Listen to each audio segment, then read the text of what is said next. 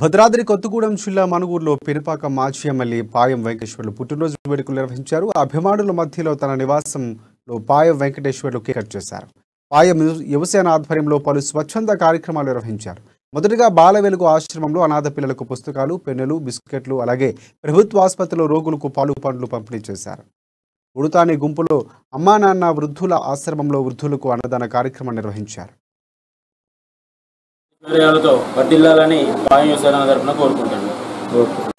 ఈరోజు పినపాక నియోజకవర్గంలోని మనుగూరు మండలంలో పాయం యువసేన తరపున మన గవర్నమెంట్ హాస్పిటల్ నందు రోగులకి పండ్లు, బ్రెడ్ పంపిణీ చేయడం జరిగింది. అదేవిధంగా ఈరోజు బాల వెలుగు స్కూల్ నందు ఇక్కడ ఉన్నటువంటి విద్యార్థులకు కేక్ కట్ చేసి వారికి బిస్కెట్స్, నోట్బుక్స్, పెన్నులు పంపిణీ చేయడం జరిగింది.